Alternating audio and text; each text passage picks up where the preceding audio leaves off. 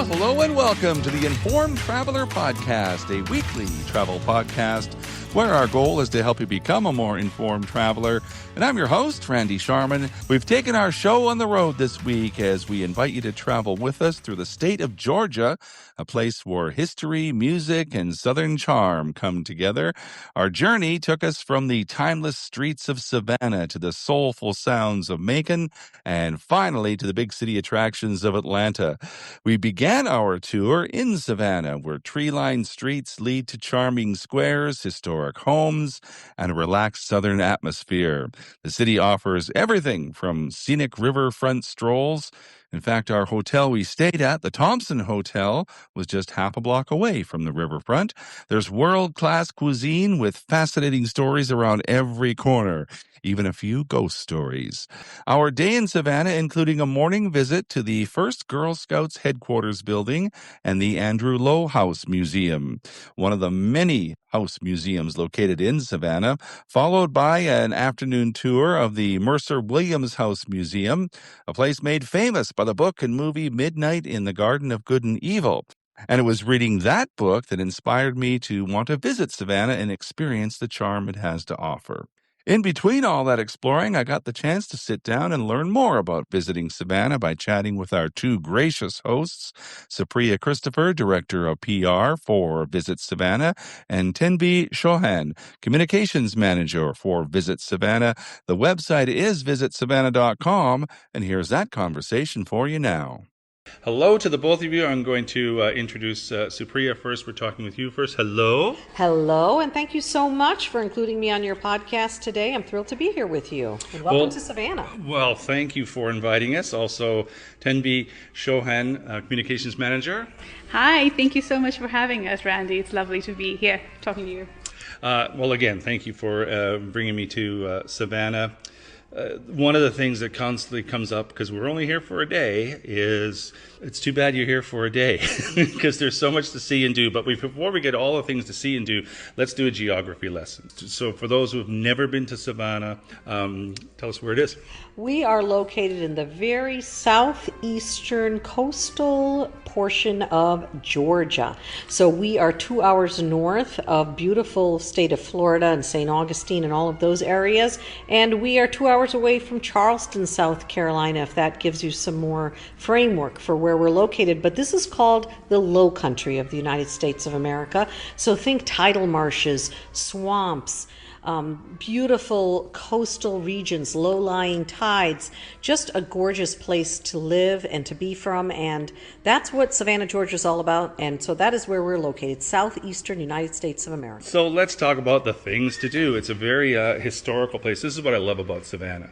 Like, there's so much history going on here. If you're a history buff like myself, I think I heard it's older than the United States itself. Absolutely correct. I mean, here we are celebrating the 250th anniversary of the United States and Savannah, Georgia. You can't tell that story without starting here. We were founded in 1733. We are almost 300 years old. And along those 300 years, there is so much history to talk about and fit in. Obviously, you can't just do it in a day. When we are sitting in the historic district of Savannah, the cobblestone streets, I mean, the one thing that stuck with me is that you want to preserve the history, right? It's sort of like a mandate, a thing that makes Savannah unique. Yeah, that's very true. There's a lot of historic preservation that the city actively pursues. We have a Historic Savannah Foundation that makes sure that anything we do within the historic district, whether it's architecture, buildings, hotels that come through, restaurants, they all have this reasoning behind why we're doing what we're doing. So we're not getting rid of the old, we're preserving the old while embracing the new. Mm-hmm. One of the places that we visited this morning was the Girl Scouts' first headquarters. it's an amazing place. It was one of those places where you kind of go, well, I didn't know about that. Yeah, it's kind of an obscure type of interesting fact about the Girl Scouts of America. I mean, one of those iconic institutions that many of us have grown up with. I mean, I was a Girl Scouts, I was in the Girl Scouts when I was young. And you don't really stop thinking about, well, geez, where did this all begin? Well, it started all here in Savannah, Georgia. Juliette Gordon Low is the founder of the Girl Scouts of America. We have the home that she lived in here. Today, I believe, Randy, you toured the headquarters office as well as the Andrew Low home, which was Juliette Gordon Low's husband's home. There's so much history that is tied into the Girl Scouts. You heard a lot about it. It's actually an international organization now. And so it's super interesting, but something that most people wouldn't think about when they thought of Savannah, Georgia. But here we have it. And I think if you do a tour of the Low House Museum, you really get a flavor of what Savannah was like in the mid-1800s all the way into the early 1900s. It's an amazing story. That's one of the places in the historic area. There's many, many others.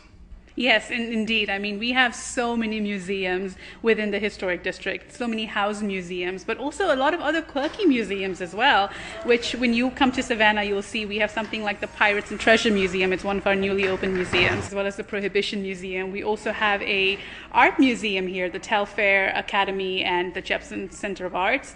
So a lot of different things to do for every kind of customer coming through, visitor actually coming through. And the hotel we're staying at, the Thompson Hotel, I'm going to say it's almost on the waterfront. It's like a short little half-block walk to the waterfront. And the waterfront itself is beautiful. Oh, absolutely. Well, you're staying on the most historic part of Savannah. That's the Savannah Riverfront. So when you think of Savannah, Georgia, way back in 1733, well, there was a lot of commerce going on at that time, right? I mean, today we are one of the largest ports in the United States of America. We're always in the top 5 for imports and exports coming and going from our nation.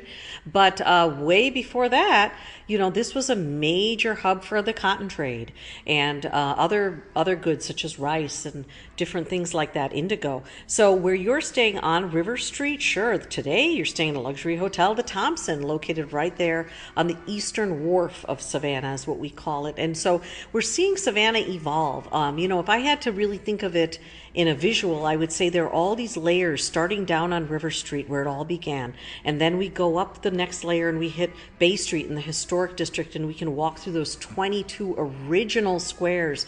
Very few cities in the United States can say that they have the originality still preserved that Savannah has kept. Just because of modernization and industrialization, many of these original places throughout the country have been mowed over and developed upon and so forth. But as Thenby was just saying, because of our preservation rules and laws here, we have kept those 22 original squares. So it literally is like walking and living in a museum. So when you walk through our squares and on our sidewalks and on River Street, you are seeing the past and the present all together, and even the future, because you see development that's coming and happening, everything from very luxury hotels to boutique shopping to restaurants and so forth. So it's a very unique destination for all those reasons. And if you explore a little bit outside of Savannah, there's even more things to see and do. Yes, for that matter, you should definitely consider visiting Tybee Island. That's our beach location, our beach destination, just 20 minutes away from Savannah. It has one of the oldest lighthouses in America. It has a marine science center where there's preservation efforts for terrapin turtles. And we have such a unique ecosystem on the Atlantic East Coast in our region. You can actually do things like fossil hunting, shark-tooth hunting on Little Tybee Island. You can charter a boat there and go there and experience that kind of thing. You can do kayaking and really explore the flora and fauna of the Atlantic East Coast. So really unique experiences out when you come to Savannah. Not only are you immersing yourself in sort of the historic part of one of America's oldest cities, but also you have this extremely unique wellness option connected to Savannah. That's like a getaway within a getaway. I always think to take a tour of a city when you get there is the best thing to do, and there's so many different tours you can do. There's the trolley tour. I saw one last night. It was the haunted ghost tour or whatever. That's all well, of course, you mentioned the haunted. We are considered one of the most haunted cities in the United States of America for good reason. We've gone through everything from plagues to civil war to slavery to, everything in between. So we definitely are haunted. And if you come to our city, you will realize that it's not just the quirk in us, but it's actually something in the air is what we like to think of it as. But beyond that, you're right. There are many ways to see this beautiful city. And the trolley tour, Old Town Trolley Tours, is the best way. I always tell visitors, hop on a trolley. It's about an hour and a half long. Don't get off of it. The second time around, you can do the hop on, hop off stuff, but sit on it for 90 minutes and see everything in this beautiful historic district. Think about it. The live oaks and that Spanish moss draping down as you go through old Victorian mansions, a Gothic Catholic church. Just so many beautiful things to see in Savannah, Georgia. So that, and then there's a riverboat. So if you want to have that vantage point from the water, well, you have that too. And the people. I mean, that's kind of what makes Savannah, and it's ironic that I'm talking to two people that never grew up in Savannah. So what did you learn when you moved here? So as an immigrant to the country, not just Savannah, I can say for sure that, everybody talks about Southern hospitality down south here. South, the American South is such a vast region. But when I tell you that Southern hospitality as it pertains to Savannah is inherent, people are genuinely willing to host you, genuinely willing to show you around, are proud of the city that they live in. So I think to me, that's what that means. Southern hospitality is inherent, it's genuine, and it's intentional. Yeah. And for you? Well, very similar to what Thenby said. I was born and raised in the Northeast and up in upstate New York, and I'm very proud of that too. But I will say I've lived most of my adult life in the Southeast. And Savannah just is really that symbolic sense of Southern hospitality that I think Thenby just touched on there. But it's that feeling of community, of people wanting to be there for you, and really a sense of wanting to really feel excited about someone else's experiences and curiosities. So that's what Savannah, Georgia, we really try to exemplify. Hospitality is number one to us here. We take it very seriously, not just in our personal lives, but it's also big business for us as a DMO, a destination marketing organization. And we intend to keep it that way because it makes other people happy and it makes us happy too. And I think people don't even realize they're the front line, right? Yeah. Like it's right. the shopkeepers and the hotel people and the bus drivers and all those people, even the Uber drivers, they're the front line. Yeah, and that's exactly right. That's where the stories are at. Truly, it's not so much. Of course, we have great history. It's very, very sort of enduring history that we've had over the years. But also, it's the people that make it. Also, it's the people behind those stories that truly make our destination today what it is. And not just the people here, but the people that are coming here, that are building this into a mini cosmos of some sort. Yeah.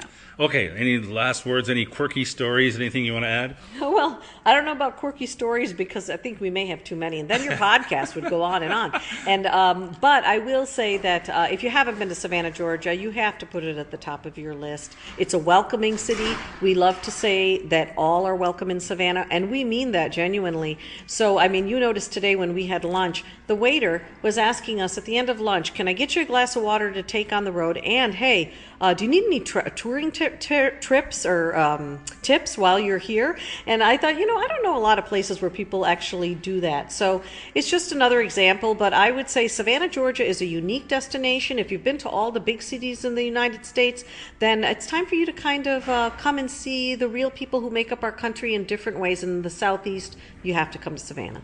Yeah. And I think I want to just finish off this podcast with a little fun fact that a lot of people don't realize. We have a lot of firsts in Savannah. Like you experienced the Girl Scouts. This is where it started. But also a lot of people don't realize it, but Savannah is actually America's first planned city. Not first city, but first planned city. We still have the preserved 22 squares, and it's built on this grid network that was, centuries ago. And therefore, this was like a roadmap for so many other cities in America to follow. So just interesting fun fact that, Savannah is small, but so mighty in its ideas and foundations. And one thing I learned, if you want to carry a drink down the street, you can. Absolutely. If that's not a selling point, Randy, I don't know what is, but we do have an open container carry law, and what that means is you can go and choose your favorite cocktails anywhere in our historic district and take them with you as you stroll through those 22 squares that we keep talking about, and that's what we want you to do. So please come and visit Savannah. Yeah, we do also have a very extensive mocktail menu in every part of the city, so those who don't drink are also welcome. Yes, we welcome everybody. I think I'm going to grab a beer and go for a walk. Thank There you you so go. much. We're chatting with Supriya Christopher. She's the Director of Public Relations with Visit Savannah, and with Tenby Chauhan. She is the Communications Manager with Visit Savannah. VisitSavannah.com is the website. Thank you so much. Thank you for having us, Randy. Yes, thank you so much. Have a great time.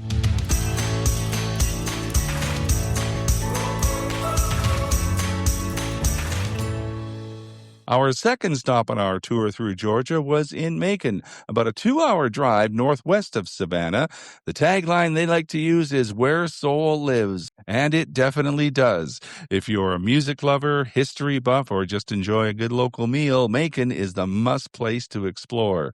Highlights of our visit included tours of the Ocmulgee Mounds National Historic Site. It's the ancestral home of the Muskogee Creek Nation, and it sits along a 54-mile stretch of the Ocmulgee River, where artifacts reflect more than 17,000 years of human habitation. It's a pretty amazing site. We also had a tour of Capricorn Records, a place that still uses the original sound studio that the likes of the Allman Brothers, Marshall Tucker Band, and Leonard Skinner recorded some of their biggest hits in. Another place we toured was the Hay House, known as the Palace of the South, a gigantic 18,000 square foot mansion. It is a mansion. We finished our day meeting up with Gary Wheat, President and CEO of Visit Macon, who described some of those places in more detail. VisitMacon.com is their website, and here's that chat now. So we've been touring around the Macon area. One of the first places that we stopped was Ocmulgee Mounds National Historic Park, an amazing place, and it's one of those places that even when you think you know some things about the history, you're going to learn something there. Sure. Well, it's proven almost 17,000 years of continuous human habitation there. Mm-hmm. So it's the ancestral homeland of the Muskogee Creek people. So they were mound builders. So if you go out there, you can climb almost 10, 11 stories one of these mounds that they built. And this was like their capital city here, right on the banks of the Ocmulgee River. Mm-hmm. And that's where it gets its name, which means bubbling waters in their language. So for them, this was their ancestral homeland that they were forced off of to Oklahoma, to a reservation in Ocmulgee, Oklahoma, with an OK, not an OC, like it is here. So it's our kind of our trade or our symbolism with that relationship is Ocmulgee to Ocmulgee. Mm-hmm. And our relationship has grown over the years with the Muskogee Creek people, who come back each year for the indigenous celebration and to celebrate their homeland. Mm-hmm. And we go out in turn, take a group from Macon out every year to their festival to celebrate their homeland with them there in Oklahoma. Mm-hmm. So it's really a wonderful attraction. It's very moving, a lot of vibrations, we like to say, that are there. You can feel the homeland of their people. And for us, it's one that we hope and we know that is going to become America's newest and Georgia's first national park unit. Mm-hmm. Yeah, I was going to mention that. There's a lot of new things that are coming. They're just waiting for the word, right, to be a national park, I understand. Yes, legislation is with Congress right now, and so they are moving it through committee. And hopefully we'll see that designation before this Congress is finished at the end of the year. And we've been very in touch and working closely with our delegation from Georgia. This is a bipartisan supported bill. The entire Georgia delegation supports this language and this legislation. We hear that the president will sign it, and so for us, that will be America's newest national park, which will put us on track with some of the largest parks in America, and something that attracts a new traveler for us, somebody that's got that national park unit stamp and that passport, and we look forward to welcoming them. And all the numbers say that we're going to see a significant amount of traffic come through with those visitors. Well, and I think too, indigenous tourism is something that's growing, so the timing is perfect. Absolutely, and it's something that we've kind of at Visit Macon embraced and learned from. We've had, for the last almost decade, brought the Muskogee Creek people here to audit how we tell their story and their history. That has been very eye-opening for us, and so they have helped us basically remold and revision our visitor center as well as our messaging. It's led to initiatives such as resident artist Muskogee. We're working on a resident chef program here. As in addition to that, we've had our street signs that now feature English as well as Muskogee Creek language. So just a way to reintroduce their people to our destination, but also showcase their history. Well, and that's to me, it's part of the three things that stood out for me for Macon is the history, the music, and the food. And you can combine all three together. The music with history, the history of music, and then the culture of the food. Sure. Well, for us, our tagline and our brand is where soul lives, and soul is so much more than just our music. It's our food, and you can look at me and tell me we got good food. That's a prerequisite for anywhere I go. And we also have that history and even the architecture. Macon was a city that was primarily spared during the Civil War battles, so a lot of that architecture still exists. Film productions love it because it can be multiple cities or multiple places just based on the architecture. But the music legends that came out of here, the food, the history, I mean, it's all kind of wrapped up into that flavor and that soul that is Macon, Georgia. And more specifically for people coming to visit here, some of the places that we went to today, Hay House, which I would like to for you to describe a little bit for our listeners. Sure. We call it the Palace of the South. The Hay House is 18,000 square foot. And Mr. Johnston married here in Macon, and he and his wife proceeded on a 3-year honeymoon in Europe. So think about that for a minute. And they brought back all these architectural designs and styles and European decorations and architecture, and they built their dream home, which has become Hay House. And it is truly a marvel in some of the things that they were able to incorporate that are modern amenities that were built in the 1850s. And for us, people love it because it has a lot of legend and lore attached to it, which people just kind of like that flavor. But it's also an architectural gem. I'm a big fan of architecture, and to go in there and take that tour and see some of the things that went into that home and some of the priceless ingenuity, if you will, that went into it. It's just special, very special. No kidding. Yeah, like it's very it's awe-inspiring, right? So it's like, wow. And when you mentioned the 3-year honeymoon, like talk about being a tourist, right?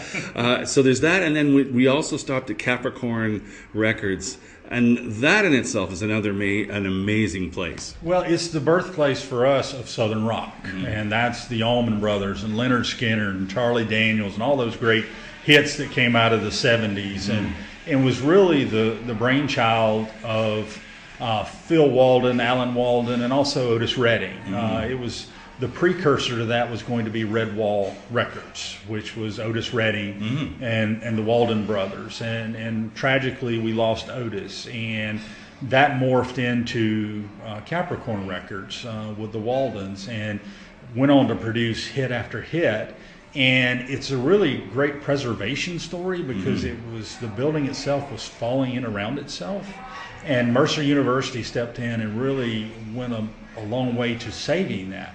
But one of the things that was so preserved was that famous Studio A, where those classic hits came out of, that Southern rock sound of the Allman Brothers. And So for us to be able to start introducing new hits coming out of there with Eddie Ninevolt and Brent Cobb and Marcus King and some of those artists that are really starting to rocket up the charts, that special sound is now coming out again in music, and that's really special for us here. Well, and you can go upstairs too, and you can listen. The music, And so I did that. I was listening to Allman Brothers Jessica, and you can almost envision in your mind them recording it after being in that studio. Absolutely. I mean, the sound comes across. And another aspect, and something that y'all probably didn't have time to see today, but Rose Hill Cemetery, which is the cemetery that is our city cemetery, where they didn't have a lot of money when they were trying to make their sound. And so they would go hang out in the cemetery. And so a lot of their songs you see on that were inspired by gravesides. They spent a lot of time, their album covers were shot there. And for them to kind of feel that sound, and a lot of people go and take pilgrimage to Rose Hill Cemetery because Barry Oakley's buried there, Dwayne Allman's buried there, Greg Allman's buried there. So a lot of the band is there, and so people love to come and pay their respects and experience some of that soulful music, that southern rock sound that, as you said, you can hear it come through in some of those songs. And speaking of the Allman Brothers, we did have lunch at H&H restaurant. I don't know what you call it, but and it's amazing just the images on the walls of all the artists and things. Well, hopefully they told you the story of how that kind of took off, and if you'll indulge me a little bit, please. Mama Louise Hudson and Mama Inez Hill were two African American ladies here that had a diner, H&H. And one day they had two young men come in and sat down and ordered one plate of food. And Mama Louise brought the one plate and said, "Why are you ordering one?" And they said, "We can only afford one." And she says, "Well, maybe everybody eats here." So she brought them both a plate, and they said, "Well, we have some friends. Can they come back?" And she said, "Absolutely." Well, that was the Allman Brothers. The band started eating there, and she started feeding them, which led to a relationship that she went out on the road with them. She fed them on the road, and you can see the pictures in the diner there of them sitting there, all of them having a meal. And it's just a really special place because in the 60s and 70s in the South, that was very uncommon. And to see those relationships in Macon, Georgia, in that time in the South, whether it was Otis Redding and the Waldens and their relationship, whether it was Mama Louise and the Allman Brothers, you really just saw that integration and that ability of people to come together over common things like music and food. Exactly. And that's what it should always be about for all of us. Yeah, exactly. And a fair warning to anybody that wants to go be prepared to stand in line or wait for a table because it's very popular. But it's worth it. It's so worth it. It's belt busting good. That's a great way to describe it. Okay, so those are some of the highlights that we get to do. So if you got a chance to spend more time here, give me some other ideas. Well, for us, it's a lot of that history. You saw Hay House. For Hay House, we've got Cannonball House, which is very historical, antebellum home. We have more homes on the historic register than Charleston, more buildings than Savannah. So for people to come and see that, the Otis Redding Museum, Little Richard's childhood home where he grew up with his siblings, Grant's Lounge where a lot of acts came to perform trying to get on that Capricorn label. So for us, there's a lot of history here. The Tubman African American Museum has a lot of African American art and local culture. I highly encourage people to come see that. So there's a lot to see and do here in this town. We've got a live music scene like nobody's else. I bet. And for the legends that have come out of Macon, Georgia, people talk about some of the big music cities, but you had the architect of rock and roll in Little Richard. He grew up here. Otis Redding, the King of Soul, the birthplace of Southern rock and the Allmans. And, Jason Aldean now on the country charts here in America is from Macon, Georgia. So, we're one of those that we like to think of ourselves as a music town. And then again, you mentioned it earlier and we talked about it, and that's the bringing the Muskogee Creek people to their home, creating that national park experience, and that's what a lot of this destination will become, centered around welcoming those visitors to that history and that legacy that is Macon, Georgia, but was also basically the capital city of the Creek Nation.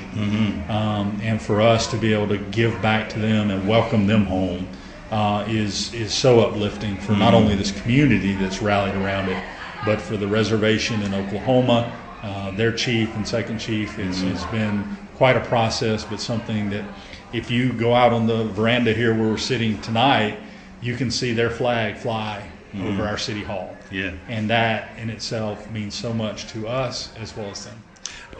And we should mention that too, by the way. We are at the Hotel 45, which is a historic building in itself. So if you're looking for a place to stay, It's absolutely a wonderful boutique hotel. It's a Marriott tribute property, and highly advise you to come. It's like, as you said, it's a renovated bank building, which became a city annex.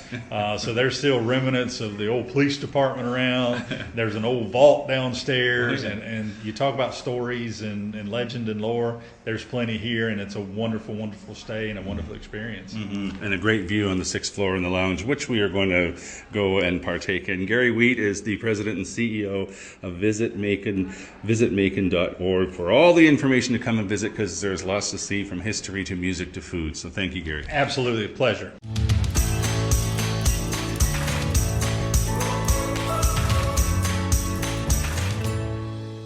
This is the Informed Traveler Podcast. I'm Randy Sharman. Just want to remind you of our website, theinformedtraveler.org. That's where you can find our contact page if you have any questions or comments about the podcast. You can also email me, too, with any questions you might have. My email address is randy@theinformedtraveler.org. You can check out our social media pages, too, at facebook.com/informedtraveler, Instagram at Informed Traveler, or on X at Informed Traveler. That's where you'll find videos and images from our stops in Savannah, Macon, and Atlanta that we visited on this week's show. So let's continue that now by sharing our 2 days in Atlanta, which has so much to offer. We'll describe it all for you in our conversation with Samantha Joyner, Public Relations Specialist with the Atlanta Convention and Visitors Bureau. DiscoverAtlanta.com is the website. Here's that conversation for you now. We are outside our hotel, the beautiful Fourth Hotel, and first of all, obviously, Atlanta's a big city. It has all the big city attractions compared to Savannah and Macon's, the two other places that we've been to. And I understand, like the way I heard it described, it's a city of neighborhoods. So describe what neighborhood we're in first to paint a picture. Yes, absolutely. So Atlanta is best understood by looking at all the various in-town neighborhoods that really make up the culture and infrastructure of the city. Currently, we are in Old Fourth Ward, which is on the east side. One of the great ways to explore all of our unique neighborhoods is the Atlanta Beltline, which our hotel is just off of the Beltline. The Beltline is actually a redevelopment project transforming old, unused railroad tracks into walking trails, green spaces, retail, dining. It creates a very pedestrian-friendly way to see the city and explore a bit of nature. And like I said, it is a big city, but for a big city, it still has that southern charm. There is a lot of greenery, as one of our colleagues mentioned yesterday. So, it doesn't have that big city feel is what I get. Yeah, absolutely. And Atlanta is commonly known as the city in the forest because of our tree canopy coverage. There's about 300 parks and green spaces in the city. So there's a wonderful ways to explore all it has to offer. Mm-hmm. Let's talk about some of the neighborhoods that we visited yesterday and just, touch on some of them. Cabbagetown, there was Sweet Auburn, East Side, and downtown area where Pemberton Place is located, right? So let's start with Pemberton Place because that is such a cool area. It's where the World of Coca-Cola is. It's where the Atlanta Aquarium is, the National Center for Civil and Human Rights, which we're going to visit today.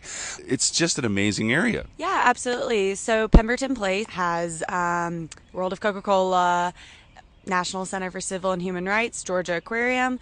That whole area, Pemberton Place, is located just outside of Centennial Olympic Park. That is our city's legacy to the 1996 Summer Olympic Games, which we are celebrating the 30th anniversary this year. But overall, our downtown neighborhood, it features more than 13,000 hotel rooms, nearly 300 dining options, all within a walkable space. We commonly think of it as our entertainment district, if you will. Well, you certainly get that vibe, and if you walk a little bit further out, you get into if you're a sports fan, right? Yeah, absolutely. So just a short walk from Centennial Olympic Park, you have Mercedes-Benz Stadium, which is where the National Football League's Atlanta Falcons play, Major League Soccer's Atlanta United, as well as our upcoming Women's Major League Soccer expansion team, which has yet to be named.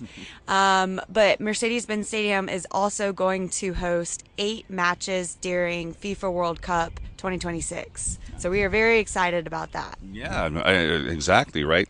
Now let's talk about some of the other neighborhoods that we went through yesterday. We did an art walk tour through Cabbagetown. Interesting history and lots of stories there.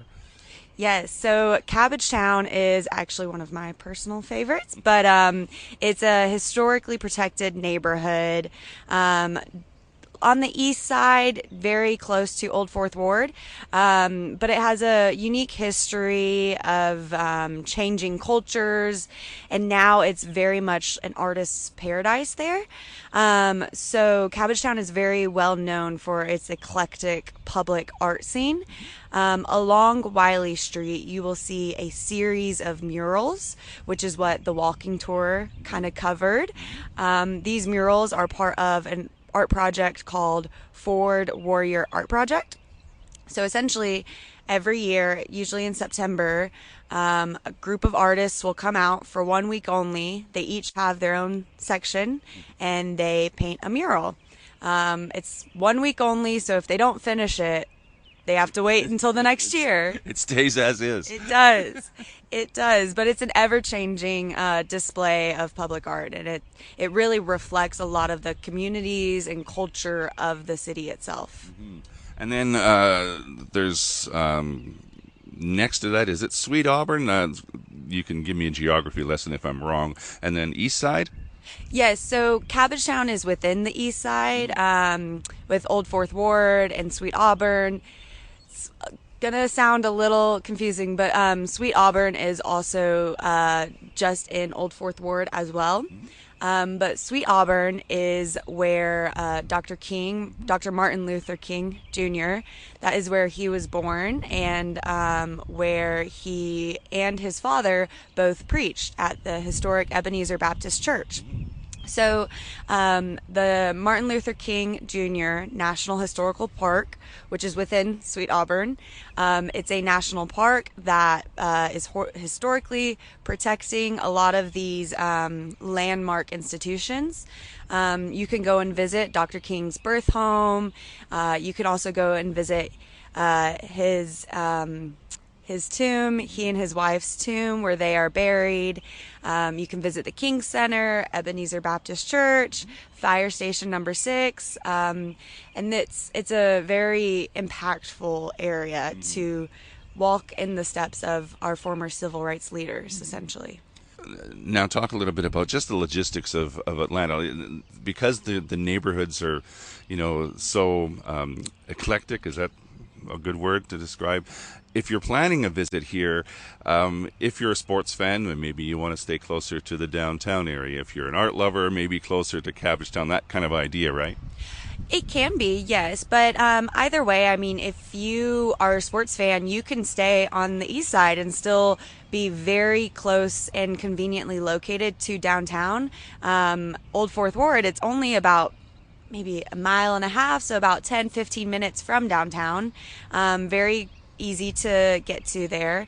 Same way, if you are staying downtown for a sporting event, there's a ton of public art downtown itself. But again, same way, it's very easy to get to the east side, very easy to get to Sweet Auburn and the history there. That's only about 5-minute drive from downtown itself. Now, sorry, if we had more time, what are we missing that I didn't see? So actually, where we ate dinner last night, which was a Yabo Beach House, that is located in Buckhead, which is a little bit north of the downtown area. Buckhead is very well known as our luxurious neighborhood, if you will.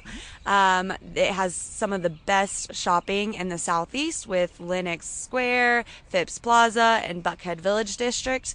But also Midtown, which is another area that we haven't dove into deep yet, but Midtown is very much our arts and cultural area. It features the Woodruff Art Center, which has the High Museum of Art, as well as the Atlanta Symphony Orchestra. Midtown, there's a lot of shopping and walkable streets to just kind of enjoy the city life. Mm-hmm. And while we mentioned this when we were talking together last night, that Atlanta is such an easy city to get to. It's got the largest, or I shouldn't say the largest, the busiest airport in the world. So there's no excuse no matter where you live. Yeah, absolutely. So Atlanta is home to the busiest and most efficient airport, Hartsfield-Jackson Atlanta International Airport. The airport, it actually connects 80% of the U.S. population within a 2-hour flight. So it's great for anyone who is wanting to extend a trip. But also, it connects to nearly 150 international destinations, direct connectivity. Atlanta is also the hub for Delta Airlines. So any traveler looking to fly to Atlanta or looking for their next trip, they will find that there's plenty of options to get here. Well, and even if you're going somewhere else, why not stop in Atlanta for a couple of days, explore some of the areas and neighborhoods, or see a sporting event or something? Yeah, absolutely. So many people have traveled through the airport, and I recommend them, taking a second, staying for a night or two, and heading up to downtown. You can easily take MARTA, which is our public transport system. That can provide very quick access from the airport to downtown, Midtown, Buckhead, and so forth. So it's very easy, very convenient, and makes it easy for travelers to see the city. And that's what we want, right? Anything I've missed? Atlanta is a welcoming city. It is commonly thought of as the capital of the Southeast. Coming to Atlanta, you get to experience that Southern hospitality, that innovation of a big global hub, and you get to enjoy a lot of nature, which a lot of people don't really anticipate with the city. Well, true. It's an overused phrase. Something for everyone, and lots to do here in Atlanta. I learned how to say Atlanta properly. Samantha Joyner is the public relations specialist with Discover Atlanta. DiscoverAtlanta.com is their website where you can find out more and more information. I appreciate your time, Samantha. Thank you. Thank you so much. So that concludes our 4-day tour through the state of Georgia. From here, we head to Mobile, Alabama to attend the annual Travel South USA Media Marketplace, of which the folks from Explore Georgia and all the destinations we visited will be attending as well. We'll have more on that for you on next week's show. And we want to thank all the wonderful hosts that took such great care of us, from Visit Savannah, Visit Macon, Discover Atlanta, and Explore Georgia. You can check out our social media pages, too, to see the photo and video highlights of our journey through Georgia at Facebook.com/Informed Traveler, Instagram at Informed Traveler, or on X at Informed Traveler. In the meantime, thanks for listening, travel safe, and be an informed traveler.